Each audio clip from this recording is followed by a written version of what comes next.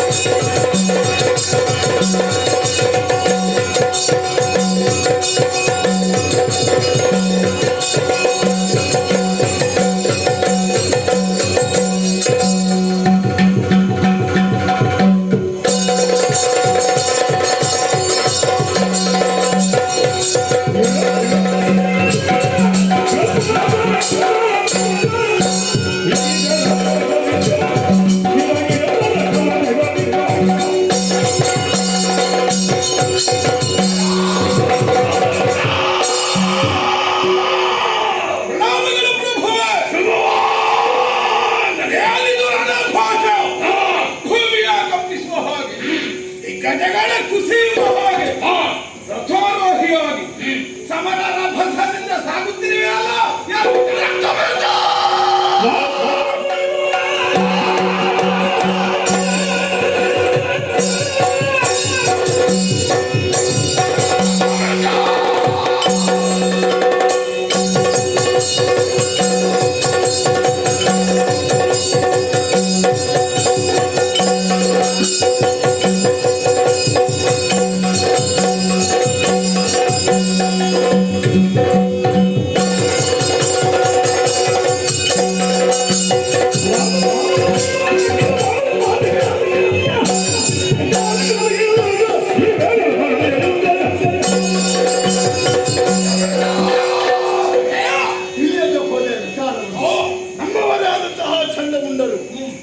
ಕಾಂತಾರದಲ್ಲಿ ಬಂಗಾಳದ ಬಿಯ್ಯಾಳಲ್ಲಿ ತರುಣಿಯವರನ್ನು ಕಂಡು ಬಂದು ವಿಚಾರವನ್ನು ತಿಳಿಸಿದ್ದಾರೆ. ಆಕೆಯನ್ನು ನಾನು ಮದುವೆ ಆಗಬೇಕು. ಮದುವೆ ಆಗುವುದಕ್ಕಾಗಿ ತೀರ್ಮಾನ ಮಾಡಿಕೊಂಡಂತಹ ನಾನು ಸುಗ್ರೀವನನ್ನು ಕಳುಹಿಸಿದೆ. ಸಂಧಾನ ಮುಖ್ಯದ ಕರೆತರುವುದಕ್ಕಾಗಿ ಸಂಗ್ರಾಮವನ್ನು ಬಯಸಿದ್ದಾರೆ. ಕಳುಹಿಸಿದೆ ಧೂಮ್ರಾಕ್ಷರೇ ಸುಟ್ಟು ಭಸ್ಮ ಮಾಡಿಸಿದ್ದಾರೆ. ಚಂಡಮುಂಡರನ್ನೇ ಕಳುಹಿಸಿದೆ. ಶಿವಶಿವನೇ ಮತ್ತೆ ನೀನೀಗ ಮುರಿದು ಎಡೆ ಮಡಿ ಕಟ್ಟಿ ಎಳೆದುಕೊಂಡು ತರ್ತೇನೆ. ಈಗ ಪ್ರಭು ಆಕಾಶದಿಂದ ಹೊರಬೀಳಿದ್ದೀವಿ. ಆಡುವುದನ್ನಾದರೂ ಅವಧರಿಸಬಹುದು.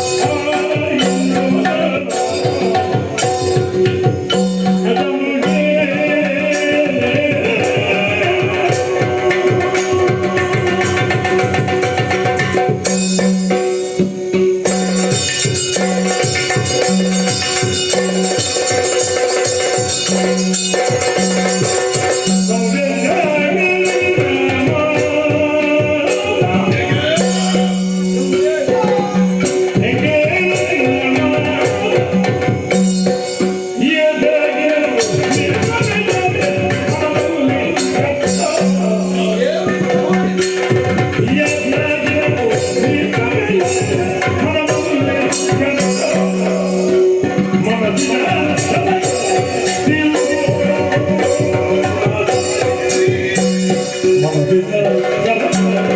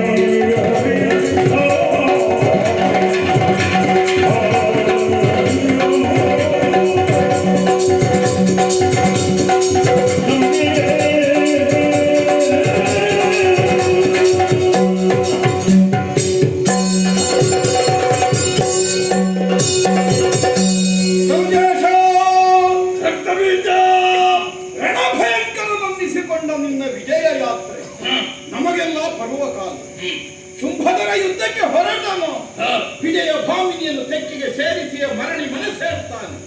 ಈ ನಿರ್ಣಯವನ್ನು ತಡೆಯುವಂತಹ ವಿಶ್ವಾಸವನ್ನು ಈ ತನಕ ನೀನು ಪಡಿಮೂಡಿಸಿದ. ಆದರೆ ಪ್ರಭು ಬಹುಶಃ ಆಗಾಗ ಸೋಲುತ್ತಾ ಇದ್ದವನಿಗೆ ಸೋಲು ದೊಡ್ಡ ಹೊಡೆತವಾಗಲಾರದೋ ಏನು. ಎಲ್ಲೆಡೆಯಲ್ಲಿಯೂ ಗೆದ್ದೇ ಅಭ್ಯಾಸವುಳ್ಳವರಾದ್ದರಿಂದ ಅಡಸಿದ ಸೋಲು ನಮಗೆ ಬಹಳ ದೊಡ್ಡ ಪರಿಣಾಮವನ್ನು ಒದಗಿಸಿಕೊಡುತ್ತದೆ. ಇಲ್ಲದಿದ್ರೆ ಏನು, ಸದಾಕಾಲ ವಿಜಯತ್ವವಾಗಿ ಶೋಣಿತಾನಗರದ ರಾಕ್ಷಸರ ವೈಭವ ದಿಗ್ದೇಶಗಳಲ್ಲಿ ನಿತ್ತರಗೊಳ್ಳುವುದಕ್ಕಿದ್ದರು.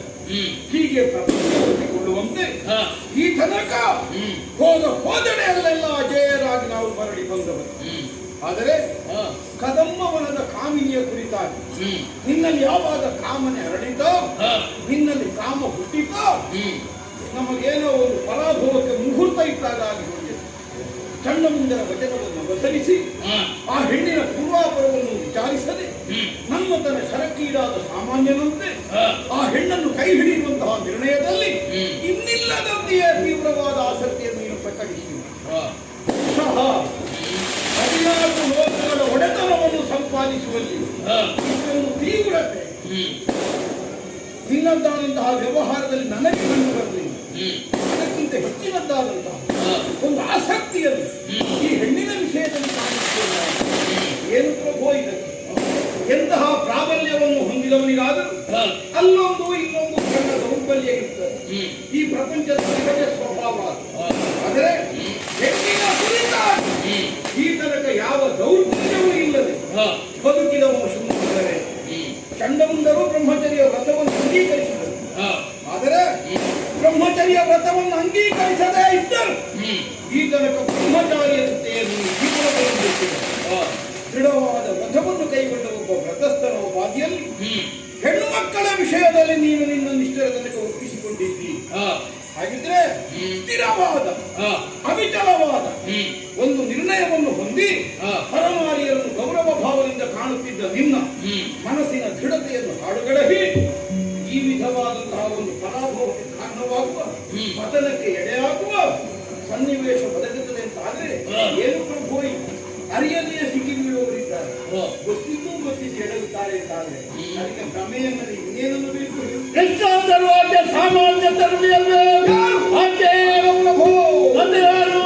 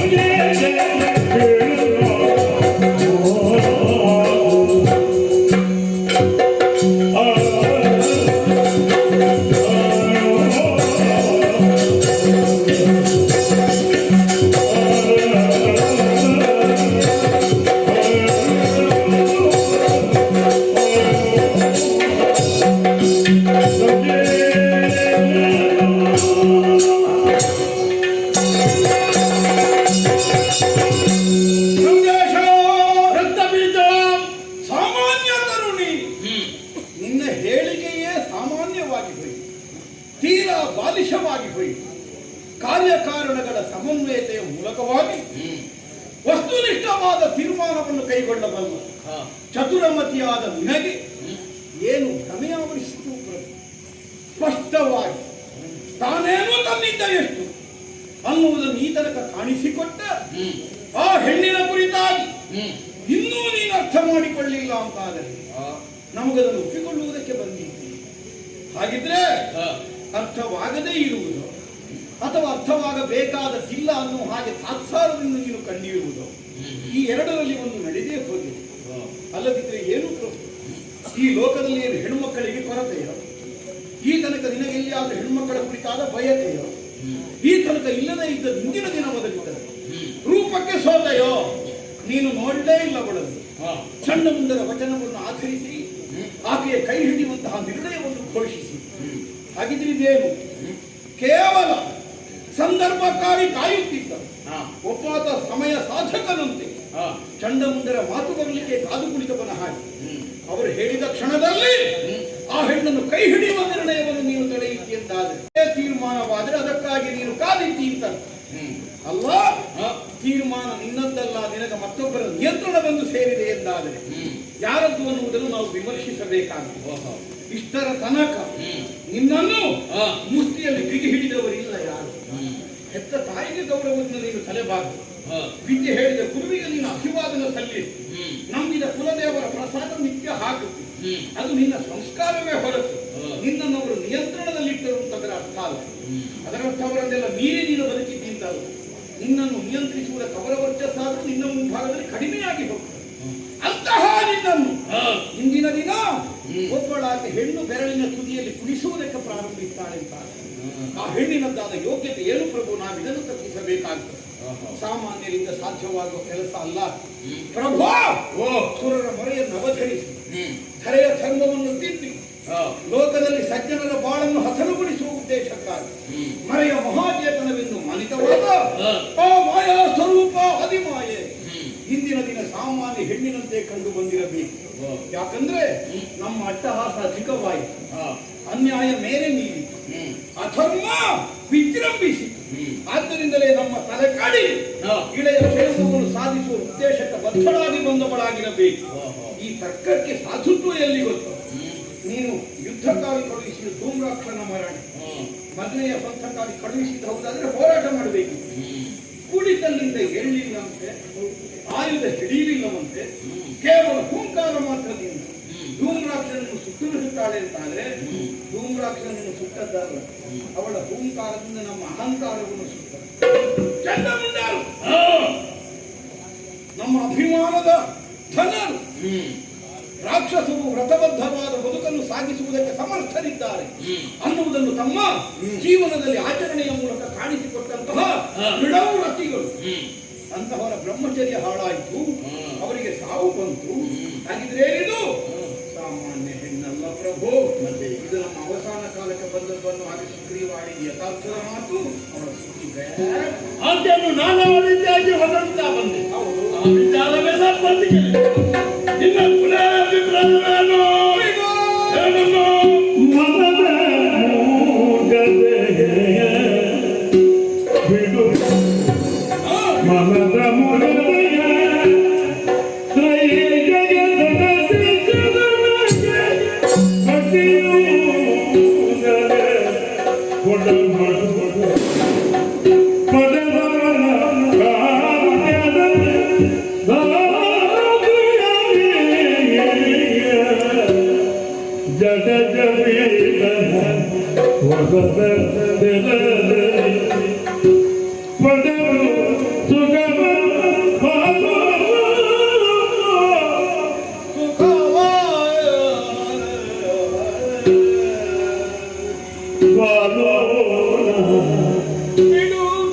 ಮನದ ಮುಗದೆ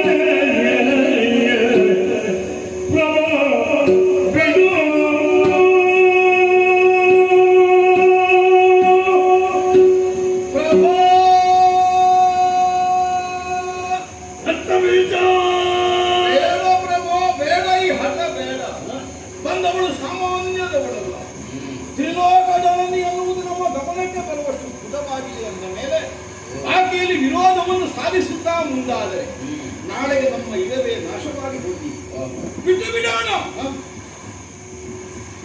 ಬ್ರಹ್ಮದೇವ ಕೊಟ್ಟ ಬ್ರಹ್ಮದಿಂದ ನಾವು ಪಡೆದ ವರ ವಿಶೇಷ, ನಮಗೆ ಈ ತನಕ ನಮ್ಮ ಸಾಮರ್ಥ್ಯದ ಮೂಲಕವಾಗಿ ಒದಗಿ ಬಂದಂತಹ ಸಂಪದ ಅಧಿಕಾರ ಇದನ್ನೆಲ್ಲ ಅನುಭವಿಸುವ ಖಾಲಿ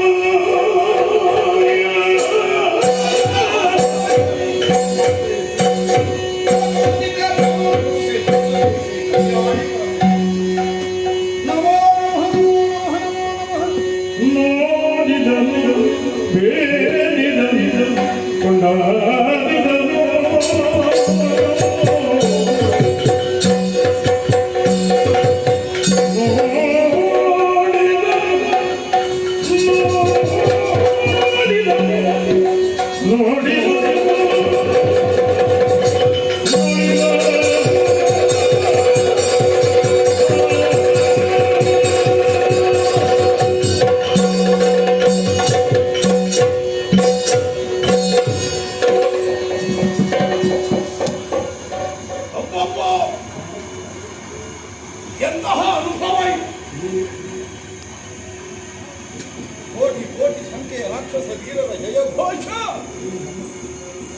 ಕಲಿತನವನ್ನು ಪ್ರೇರೇಪಿಸಿ ಅಲ್ಲ, ನಮ್ಮ ಸ್ವರೂಪ ಜ್ಞಾನವನ್ನೇ ಮರೆಸಿಬಿಟ್ಟು ಈ ಪ್ರಪಂಚದ ಸಕಲ ಆಗುಹೋಗುಗಳಿಗೆ ನಾನೇ ಸರ್ವ ಸಮರ್ಥ ಅನ್ನುವಂಥ ಅಹಂಭಾವ ಎಲ್ಲ ಮನದ ಮೂಲೆಯಲ್ಲಿ ಪ್ರಜ್ವಲಿಸುವುದಕ್ಕೆ ಪ್ರಾರಂಭ ಆಗಿದೆ.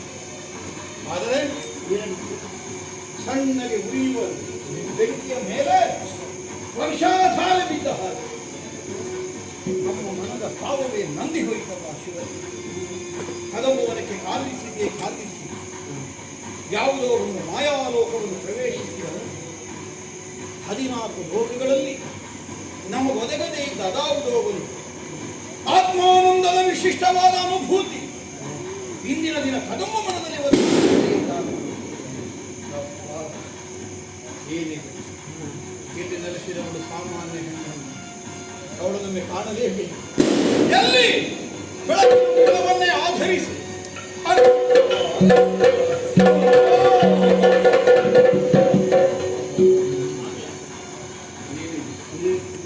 ಸೃಷ್ಟಿ ಸ್ಥಿತಿಯಾದಿ ಕರ್ತವ್ಯಗಳಿವೆ,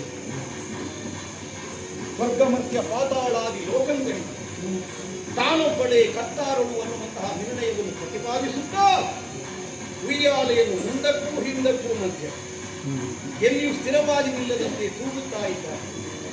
3 ಮನೆಯುಳ್ಳಂತಹ ಶೂಲವನ್ನು ಕೈಯಲ್ಲಿ ಧರಿಸಿ ಸೃಷ್ಟಿ ಸ್ಥಿತಿಯಾದಿ ಕರ್ತವ್ಯಗಳು ತನ್ನ ಅಂಕೆಯಲ್ಲಿ ಅನ್ನುವುದನ್ನು ನಮಗೆ ಭ್ರಮಿಸ್ತಾ ಇದ್ದಾರೆ. ಶಿವನೇ, ಬ್ರಹ್ಮಚಾರಿಗಳಾದ ಚಂದ್ರಪುಂಡರಿಗೆ ಅರಿವಿಗೆ ಬಾರದೆ ಅಲ್ಲ, ಮೇಧಾವಿಯಾದಂತಹ ಶುಭಧರೆಯ ಬುದ್ಧಿ ಮಸಳಿಸಿದ್ದೆ. ಅಹುದಾದರೆ ಎಂದು ಆಗಬಹುದಿತ್ತು, ಹಿಂದೆ ಆಗುತ್ತದೆ ಅಂತಾದರೆ ಏನು? ಕಾಲಾಯ ತಸ್ಮೈ, ಕಾಲ ಬಂದಾಗ ಪ್ರತಿಯೊಬ್ಬರೂ ಹೊರಟು ಹೋಗಲೇಬೇಕು. ಮಧ್ಯಭೂಮಿಯಲ್ಲಿ ಸಂಚರಿಸಿದವರಿಗೆ ಒಂದು ಕೊನೆ ಅನ್ನುವುದಿದೆ. ಮರಣಧರ್ಮವನ್ನು ಒಪ್ಪಿದಂತಹ ದೇಹ ಇದು. ಆದ್ದರಿಂದಲೇ ಅಸುರ ಕುಲ ನಾಶವಾಗುವಂತಹ ಕಾಲ ಒದಗಿ ಬಂದದ್ದರಿಂದಲೇ ಇಂತಹ ಒಂದು ವಿಪರೀತವಾದಂತಹ ಬುದ್ಧಿ ಶುಂಭಧರೆಯಲ್ಲಿ ತಲೆದೋರಿರಬೇಕು. ಹೌದಲ್ಲ, ಕೈಯಲ್ಲಿ ಬಡಿಗೆ ಹಿಡ್ಕೊಂಡು ಬಂದು ಜೀವನಗಳನ್ನು ದಂಡಿಸಬೇಕಾದ ಅವಶ್ಯಕತೆ ಇಲ್ಲ. ಸೃಷ್ಟಿಕರ್ತನನ್ನಿಸಿಕೊಂಡವನು, ಲೋಕಕರ್ತಾರನ್ನನಿಸಿಕೊಂಡವನು ವಿಪರ್ಯಯವಾದ ಬುದ್ಧಿಯನ್ನು ಕೊಡ್ತಾನೆ. ತಿಳಿಯಬೇಕಾದದ್ದನ್ನು ವಿಪರೀತವಾಗಿ ತಿಳಿಯುವ ಬುದ್ಧಿ ಬಂದ ಸಾಕವನ ಅವಸಾನಕ್ಕದೇ ಹೇತುವಾದ ಕಣ್ಣನ್ನು ಶಿವನೇ ಮಾಡಬೇಕು. ನಾವು ಬೇಕೆಂದು ಹಂಬಲಿಸಿ ಕಟ್ಟಿಗೊಳಿಸಿದ ಸಾಮ್ರಾಜ್ಯ ನಮ್ಮದ್ದಾದಂತಹ ಕರ್ಮದ ಕಾರಣವಾಗಿ ಸರ್ವನಾಶವನ್ನು ಕಾಣುವಂತಹ ಸ್ಥಿತಿ ಬರ್ತದೆ ಅನ್ನುವಂತಹ ಖಾಲಿ ಸತ್ಯವನ್ನು ಅರಗಿಸಿಕೊಳ್ಳಲಿಕ್ಕೆ ನಮ್ಮ ಅಂತರಂಗಕ್ಕೆ ಬಲ ಸಾಕಾಗದೆ ಹೋಗಿ, ಆದರೆ ಒಪ್ಪಿಕೊಳ್ಳಲೇಬೇಕು. ಒಡೆಯನಿಂದ ಅಪ್ಪಣೆಯನ್ನು ಕೈಗೊಂಡು ಬಂದಾಗಿ ಹೋಗಿ ನಿರ್ಣಯವನ್ನು ಘೋಷಿಸಿದ್ದಾನೆ. ಅಳಿಯನನ್ನುವ ವಾತ್ಸಲ್ಯ ಇಲ್ಲ, ಮಂತ್ರಿ ಅನ್ನುವಂತಹ ಮಮಕಾರ ಇಲ್ಲ, ನನ್ನವರು ಅನ್ನುವ ಭಾವ ಇಲ್ಲ. ಶುಂಭಧರೆಯದ್ದಾದಂತಹ ನಿಲುವೇನು ನಿರ್ಣಯ ಯಾರು? ಅದಕ್ಕನುಸಾರವಾಗಿ ಒದಗದೆ ಇದ್ದವ ಶೋಣಿತಾ ನಗರದ ರಾಕ್ಷಸ ಸಾಮ್ರಾಜ್ಯದ ಹೊರಗೆ. ಎಲ್ಲಿಗೆ ಹೋಗಬೇಕು ನಾವು? 14 ಲೋಕ ಬಿಟ್ಟು ಆಚೆಗೆ. ಶೋಣಿತಾ ನಗರದ ಸೀಮೆಗಷ್ಟೇ ಅಡಗಿ ಹೋಗಲಿಲ್ಲವಲ್ಲ ರಾಕ್ಷಸ ಸಾಮ್ರಾಜ್ಯ ವರ್ತಮಾನ ಕಾಲದಲ್ಲಿ. 14 ಲೋಕಗಳ ಪ್ರಭು ಶುಂಭಧರೆ. ಹಾಗಿದ್ರೆ ಅವನ ಅಂಚೆಯಿಂದ ಆಚೆಗೆ ಅಂದ್ರೆ ಎಲ್ಲಿ? ಲೋಕದಿಂದ ಆಚೆಗೆ ಹೋಗಬೇಕಷ್ಟೇ. ಇವಳನ್ನು ವಿರೋಧಿಸಿದರೆ ಆಗಲೂ ಲೋಕದಿಂದ ಆಚೆಗೆ ಹೋಗಬೇಕು. ಎರಡಾದರೂ ನೋಡೋಣ. ಒಡೆಯನ ಅನ್ನದೊಳಗಿನ ಊಟವಾಗುವುದಕ್ಕೊಂದು ಅದೃಷ್ಟ ನಮಗಿದೆ ಎಂದಾದರೆ ಅದನ್ನೊಮ್ಮೆ ಪರೀಕ್ಷಿಸಿದ ಹಾಗಾಯಿತು. ಏನು ಅಂತ ಮುಂದಿನ ತೀರ್ಮಾನ ಕೈಗೊಳ್ಳೋಣ. ಹೋಗಿ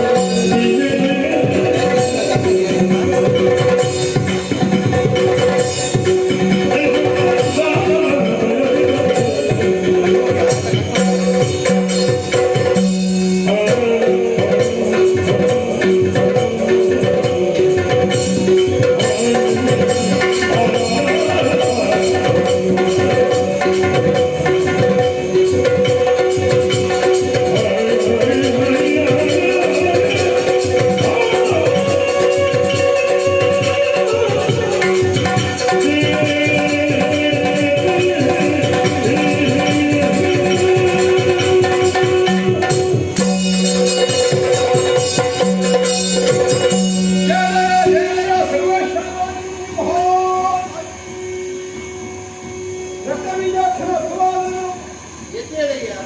ನಮಗೆ ಪ್ರಜಲಕರವಾದಂತಹ ಭಾಗ್ಯ ನಮಗೆ. ನಿನ್ನನ್ನು ಕೈ ಹಿಡಿದು ಈ ವೇಳೆಯಲ್ಲಿ ಸಂಸಾರಿಯಾಗಿ ಹೋಗುವುದು.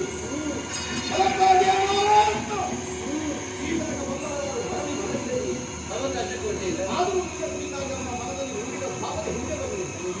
ಕೈ ಹಿಡಿಯಲೇಬೇಕು. ಈ ಹೆಣಕ್ಕೆ ಬಚ್ಚಾದವನು ಅಲ್ಲ ಹಾಕೊಂಡಿರಿ. ಅವರ ಅಪ್ಪಣೆಯನ್ನು ಕೈಗೊಳ್ಳಿ. ಕೋಟಿ ಸಂಖ್ಯೆಯ ರಾಕ್ಷಸ ಇದರಲ್ಲಿ ಕಾಳಗಕ್ಕಾಗಿ ಬಂದವಾಗಿರುತ್ತದೆ. ಮತ್ತೇನು? ಅದು ಹೋರಾಟದಿಂದಲೇ ಆಗಬೇಕು ಅನ್ನೋದು ನಮ್ಮ ಹತ್ತಾಲ. ಮತ್ತೆ ಯುದ್ಧವನ್ನು ಅನಿವಾರ್ಯವಾಗಿ ಮಾಡುತ್ತಾರೆ. ಯಾಕಂದ್ರೆ ಮೊದಲು ಮಾಡಿ ಮಾಡಿ ಮಾಡಿ ಸಾಕಾಗಿ ಆದ್ದರಿಂದ ಕುಂಗಡದ ಅಂತಂದ್ರೆ ಒಂದಿಗೆ ಬಂದು ನೀನು ಬಂದು ಕುಳಿತುಕೊಂಡ್ರೆ ಕುಡಿದ್ರೆ ಬಿಕ್ಕುವುದೆಲ್ಲ ನಮ್ಮ ಕೆಲಸ. ಏನದು? ಕಣ್ಣನಿಗೆ ಏರಿಸುವುದೇನು, ವೈಭವದಿಂದ ಕರ್ಕೊಂಡು ಹೋಗುವುದೇನು, ಹಾ? ನಮ್ಮೊಡೆಯೊಂದಿಗೆ ನಿನ್ನ ಮದುವೆ ನಡೆಸುವಂತಹ ವಿಭವಯೇನು, ನನವರದಲ್ಲಿ ಸೇವೆಗೆ ನಿಂತಹ ನಮ್ಮ ಮನಸ್ಸೇ, ಇದೆಲ್ಲ ನನಗೆ ಅರ್ಥವಾಗುವ ಹಾಗೆ ವ್ಯವಸ್ಥೆಗಳಿದ್ದೇವೆ ಬರಬೇಕು. ಬಯಸುವುದು ತಪ್ಪಲ್ಲ. ಬಯಸಿದ ಹಾಗೆ ಬಯಕೆಗಳೆಲ್ಲ ಕೂಡಿ ಬಂದು ಅಂತಾದ್ರೆ ಬಯಕೆಗೆ ಪ್ರಪಂಚದಲ್ಲಿ ಅರ್ಥ ಉಳಿತದೆ. ಬಹುಶಃ ಸಾಧನೆಯೇ ಸತ್ತು ಹೋಗಿದೆ. ನಾವು ಬಯಸಿದ್ದನ್ನು ದೈವ ನಮಗೆ ಒದಗಿಸುವುದೇ ಇಲ್ಲ. ಆದರೆ ಒಂದಲ್ಲ ಒಂದು ವಿಧದಿಂದ ನಾವು ಅದನ್ನು ಹೊಂದುವುದಕ್ಕೆ ಪ್ರಯತ್ನ ಮಾಡ್ತೇವೆ. ಓಹೋ, ಅಂತಹ ಪ್ರಯತ್ನದ ಹಾದಿಯಲ್ಲಿ ಸಾಗಿರುವಂತಹ ಶುಂಭ ವರ್ತಮಾನದಲ್ಲಿ ಅಗ್ರೇಸರನಾಗಿ ಸಾಧಕರಾಗಿ ಗುರುತಿಸಿಕೊಂಡವ. 3 ಕಾಲಗಳಲ್ಲಿ ಅವನನ್ನು ಮೀರಿಸಿದವ. ಆದರೆ ಸೋತು ಬಿದ್ದನಲ್ಲ. 3 ಕಾಲಗಳಲ್ಲಿ ಅವನನ್ನು ಮೀರದಿರುವವರು ಇರಬಹುದು. ಆದರೆ ಕಾಲ ಕಾಮಕರ್ಮ ಎನ್ನುವ ಭಾವ ಪ್ರಯತ್ನಗಳಿಗೆ ಕಟ್ಟಬೇಕು. ನನ್ನ ಕುರಿತಾಗಿ ಸ್ಪಷ್ಟವಾದ ಅರಿವು ಮೂಡಲೇ ಇನ್ನು ಕೇವಲ ಮೂರ್ಖನಾಗಿ ಕುಳಿತು ಬಿಟ್ಟಿದ್ದಾರೆ. ನನಗೆ ಗೊತ್ತಿಲ್ಲದೇ ಇರುವ ವಿಷಯವೇ ಇಲ್ಲ. ಅದೇ ಹೌದು ತಾನೇ ನೇರವಾಗಿ ಪಂಥಕ್ಕೆ ಬದಲಾಗಿ ಈ ಕಡೆಗೆ ಸಾಗಿ ಬರಬಹುದಿತ್ತಲ್ವೇ? ಪಂಥ ಅಲ್ಲದ ಬೇರೆ ವಿಧದಿಂದ ನಾನು ಉಯ್ಯಾಲೆಯಲ್ಲಿ ಕೆಳಗಿಳಿದು ಬರುವ ಯಾವ ತೀರ್ಮಾನ ನಾನು ಗೈತಿರುವ ಕ್ಷಣದಲ್ಲಿ ಹಠದಲ್ಲಿ ವ್ಯಕ್ತಿಯನ್ನು ಮಾಡುವುದಕ್ಕೆ ನಾನು ಅವಕಾಶವನ್ನು ಮಾಡಿಕೊಡುವುದಿಲ್ಲ. ಈವರೆಗೆ ಬಂದವರಿಗೆ ಬದುಕಿ ಏನೋ ಪ್ರಾಪ್ತಿ, ಎಲ್ಲರೂ ಮಣ್ಣಲ್ಲಿ ಮಣ್ಣಿನಲ್ಲಿ ಹೋದರು. ಈವರೆಗೆ ಸಾಗಿ ಬಂದವರಿಗೆ ಏನು ಸ್ಥಿತಿ ಒದಗಿ ಬಂತು ಅದು ಇನ್ನೂ ಸಿದ್ಧವೇ. ಹಣ ಹೇಳಿ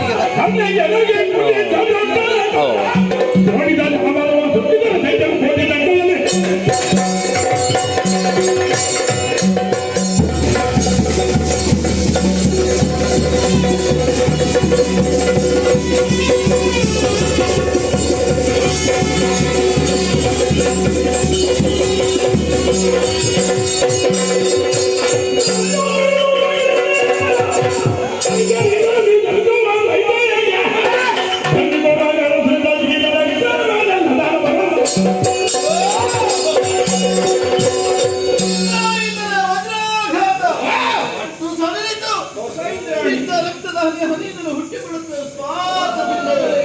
ನಿಗ್ರಹಿಸುವುದಕ್ಕೆ ಬೇಕಾಗಿ ನೀಳವಾದ ಸರನ್ನೇ ಚಾಚಿ ಖಂಡಿಕೆಯ ಸ್ವರೂಪದಿಂದ ಆ